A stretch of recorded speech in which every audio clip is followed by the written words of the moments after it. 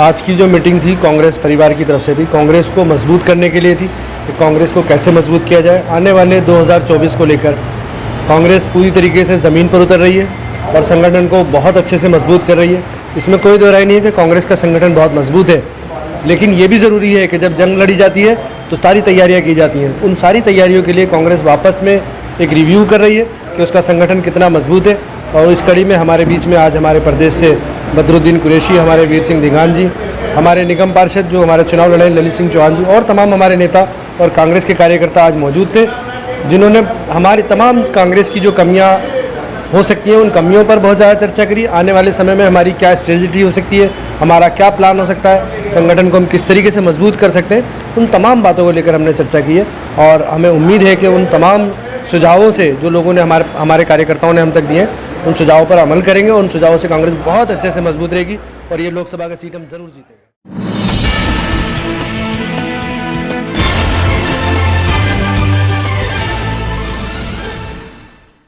जो आज जो मीटिंग मुनाक़िद की जा रही है, इसका मकसद क्या है? दिल्ली प्रदेश कांग्रेस कमेटी के इंचार्ज और दिल्ली प्रदेश कांग्रेस कमेटी के हमारे अध्यक्ष रविंद्र सिंह लवली जी के दिशा निर्देश अनुसार हमारी पूरी दिल्ली के सभी वार्डों में 250 हमारे वो वार्ड थे जहाँ पे चुनाव हुए थे, लेकिन हमारे जो ब्लॉक है जो 2017 में 280 थे वो एज इट इज़ रहेंगे। वो ब्लॉक उसी तरह चलेंगे जहाँ पे जैसे थे, उसमें कोई चुनाव, उसमें कोई चेंजिंग नहीं आएगी। वो ब्लॉक तक बिल्कुल वैसे ही रहेंगे। चारों जो थे चारों आगे बनेंगे, नए बनेंगे या जो भी बनेगा ब्लॉक तक एज इट इज़ रहेंगे, उसमें कोई चेंजिंग नहीं होगी। हमारे वार्ड जो है 280 ही रहेंगे। इन 280 वार्डों में हर वार्ड में हमें आदेश दिया गया है कि हमें हर वार्ड में एक वार्ड को 2 हिस्सों में बांटना है। आधा वार्ड जैसे सुंदर नगरी का हो गया, आधा वार्ड दिलशाद गार्डन में जहाँ तक भी जाता है, श्रीमपुर तक जाता है, 2 भागों में इस वार्ड को हमें बांटना है। और इस वार्ड को 2 भागों में बांटने के बाद हर वार्ड से, हर उसमें से एक मंडल अध्यक्ष हमें निकालना है, एक इधर से एक दूसरे हिस्से से। और वो मंडल अध्यक्ष जो निकालना है वो विधायक जी, वो प्रक्रिया नहीं होगी कि हमें ऊपर से ऑर्डर मिल गया कि जुगल किशोर को बना दो, नासिर जावेद को बना दो, आपने बना दिया, वो बन गया। अब ये प्रक्रिया में चेंजिंग आई है इसमें बहुत ज़्यादा। ये जो मंडल अध्यक्ष जो बनेंगे ये आप सबकी सहमति से बनेंगे। ब्लॉक अध्यक्ष होंगे, विधायक जी होंगे, ओबीसी के अध्यक्ष हैं, जो भी यहाँ पूर्व प्रत्याशी हैं जो यहाँ से चुनाव लड़े हुए हैं, वो सब मिलजुल कर बैठेंगे और उसमें से 2 वार्ड अध्यक्ष वो निकालेंगे। मंडल अध्यक्ष जो है, ये 2 मंडल अध्यक्ष उनको निकालने हैं। और वो मंडल अध्यक्ष जो आपको निकालने हैं वो एक मंडल अध्यक्ष ऐसा निकालना है जिसके पीछे कम से कम 25 आदमी हो। वो नहीं है कि आपने 2 लेटर दे दिया, वो लेटर लिया और घर में बैठ गया और कुछ नहीं, उनके पास ताम कुछ है नहीं, उनके पास उनको बनाने का कोई फायदा नहीं है।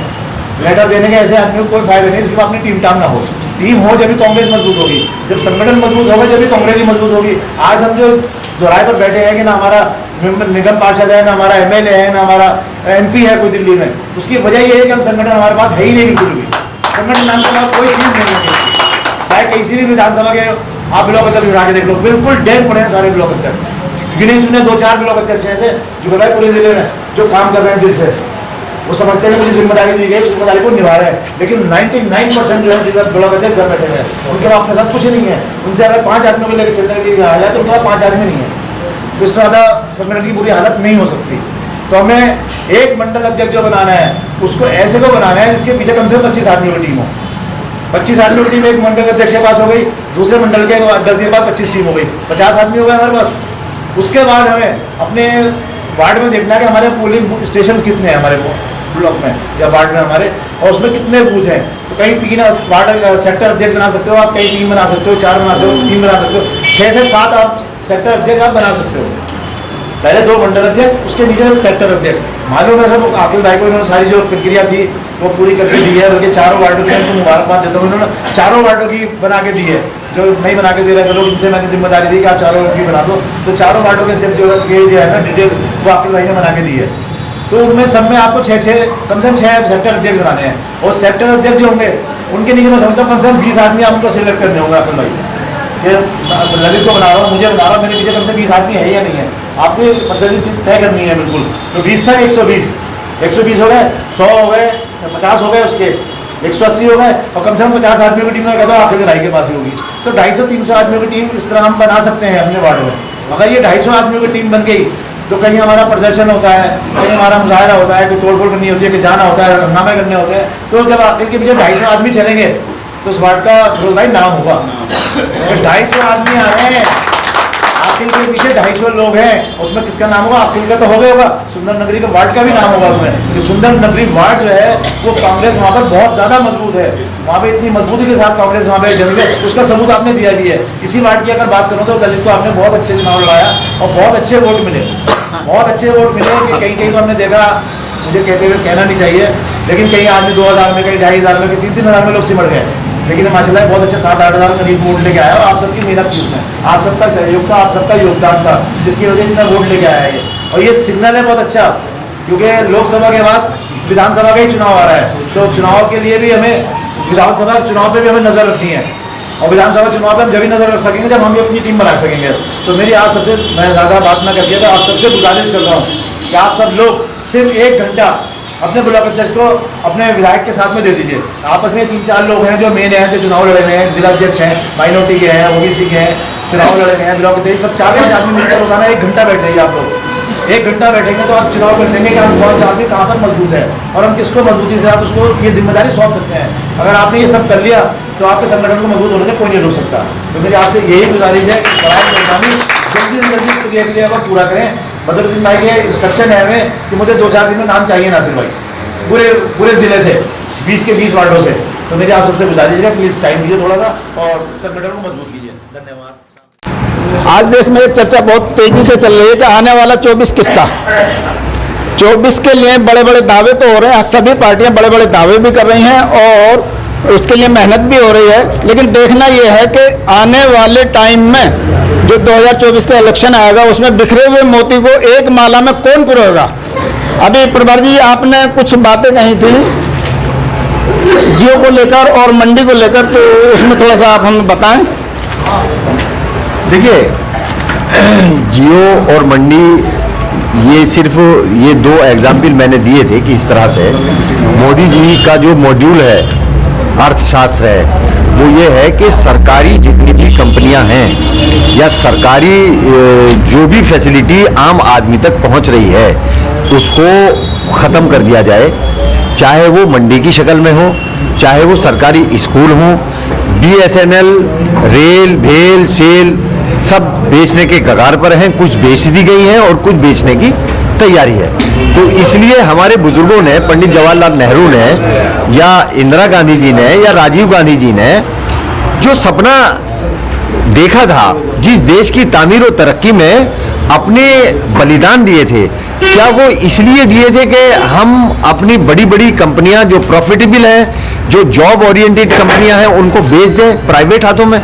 ऐसा हम कांग्रेस के कार्यकर्ता होने के साथ साथ ये चाहेंगे कि ऐसा ना हो और उसके लिए हमें जिस लेवल पर भी जाना पड़ेगा हम उसका विरोध करेंगे। आप 24 में क्या करना चाह रहे हैं और देश की जनता के लिए? देखिए, 24 में माननीय राहुल जी का सीधा सीधा संदेश है कि सबसे पहले हमें जो नफरत का माहौल है उसमें मोहब्बत की दुकान चलानी है। जिस नफरत के बीज इन्होंने बोए हैं उस नफरत को ख़त्म करना है। और वो एक शेर है कि हिंदू हिंद की मर्यादा है, मुस्लिम शान है लोगों, एकता के इस देश की देखो ये पहचान है लोगों, कहीं पे रखी गीता और कहीं पे है कुरान, यह है मेरा हिंदुस्तान, यह है मेरा हिंदुस्तान। हमारे बुजुर्गों ने तो ये वाला हिंदुस्तान देखा था जहाँ पर सिख भी होगा, जहाँ पर दलित भी होगा, जहाँ पर मुसलमान भी होगा, जहाँ पर सब्जी बेचने वाला भी होगा, जहाँ पर इंडस्ट्रियलिस्ट भी होगा, जहाँ पर बैंकर्स भी होंगे, वहाँ सब सब सब मिलजुल कर देश की तामीर और तरक्की में हिस्सा लेंगे। नफरत की दुकान से देश की जनता को और देश को क्या फायदा? देखिए, नफरत की दुकान से ये फायदा होगा कि जो नफरत हमारे दिलों में बोई गई है, बैठाई गई है, वो जब मोहब्बत में बदलेगी तो देश की तामीर और तरक्की में जो तेज़ी हमारे मनमोहन सिंह जी के ज़माने में 2014 तक थी उससे भी कहीं ज़्यादा वो तेज़ी आई। आज जिस नफरत के माहौल में दिखाई दे रहा है हमें, जिसमें हम जी रहे हैं, वहाँ ना हमारी बेटियों की इज्जत की कोई हिफाजत करने वाला है, ना उनकी कोई सिक्योरिटी है, ना बच्चों को स्कूल जाते टाइम स्टेट के किसी भी कोने से कभी भी खबर आ जाती है कि किडनैप हो गया, किसी भी गली मोहल्ले में मर्डर हो जाते हैं। लॉ एंड ऑर्डर की प्रॉब्लम पूरे हिंदुस्तान में और ख़ासतौर से वहाँ जहाँ पर भारतीय जनता पार्टी की सरकारें हैं, आप देख रहे हैं जब नफरत का माहौल ख़त्म होगा, रोजगार के अवसर प्रदान किए जाएंगे, तब ये चीज़ों, इन सब चीज़ों का हमें एहसास मोदी जी होगा। पे उंगली उठा रहे हैं। देश में मोदी जी तो इजराइल जाने को तैयार है, इजराइल की जनता की हिफाजत करने को तैयार है। देखिए, इजराइल जाने के लिए वो तो पूरा देश, पूरा वर्ल्ड घूम रहे हैं, कौन मना कर रहा है? वो इजराइल भी जा सकते हैं। लेकिन आज के वक्त में हमारी पिछले 60 सालों की एक स्ट्रेटेजी है जिसमें हमने कभी भी वर्ल्ड के उस ग्रुप के साथ खड़े होने की कोशिश नहीं की है जिन्होंने निहत्थे लोगों पर वार किया हो, वो चाहे कोई भी हो, आईएसआई हो, कोई भी किसी भी किस्म का जो है तशद्दुद जो है के साथ हिंदुस्तान की आवाम ना हिंदुस्तान की सरकार खड़ी हुई है। हमारी सरकारें, ये रिकॉर्ड है कि फ़लस्तीन की आवाम के साथ में उनके कांधा से कांधा मिलाकर उनके हर हक और हुकूक के लिए हमेशा हमारी हिंदुस्तान की सरकारें, पूर्व सरकारें सब खड़ी रही। अच्छा, ऐसा क्या कारण रहा? कई बार संसद में भी आवाज उठी, बाहर भी देश में आवाज उठी, मणिपुर पर मोदी जी नहीं बोल रहे। ये सवाल तो भारतीय जनता पार्टी और मोदी जी से पूछना चाहिए। हमारे राहुल गांधी जी तो वहां चले गए, वहां 5 दिन रहे, वहां 5 दिन गए, वहां 5 दिन गए। आप देखिए ना कि भारतीय गोदी मीडिया जो आज तक मणिपुर नहीं पहुंच पाया, वो इस्राइल पहुंच गया। तो हम तो ये समझेंगे ना, मणिपुर का वीजा उन्हें नहीं दिया गया। यति नरसिंहानंद कह रहे हैं कि देश की सरकार बेकार है, देश में कोई आदमी ऐसा नहीं है जो कुछ कर सके। मैं 1000 शिष्यों को लेकर इजराइल जाऊंगा तो क्या करेंगे? वो देश हित में काम करेंगे या इजराइल की हिफाजत करेंगे? ये सवाल भी मोदी जी से करना चाहिए और उन्हीं के वो फॉलोअर हैं। और आप क्या कहेंगे? आप उनको भेजने के लिए सहमत हैं? मैं कहता हूँ अगर जब मोदी जी जा सकते हैं तो वो सोचना चाहिए। अगर ऐसी डिमांड वो कर रहे हैं तो विचार तो करना ही चाहिए। तो आपको सलाह देनी चाहिए कि उनको भेजा जाए सरकार? नहीं, हम कौन होते हैं सलाह देने वाले? हमारी हैसियत नहीं है। नरसिंहानंद को भेजा जाए नहीं भेजा जाए, ये अगर वो जाने के लिए तैयार हैं तो ये मोदी जी को विचार करना चाहिए, उनकी ख्वाहिश को पूरा करना। क्या करने जा रहे हैं अपनी पार्टी के माध्यम से? हम अपने पार्टी के माध्यम, अपनी पार्टी के संगठन को चुस्त दुरुस्त करने में लगे हुए हैं और आने वाले वक्त में जो अभी 5 स्टेट का इलेक्शन है उसमें तकरीबन सभी में हमारी सरकार बनने जा रही है।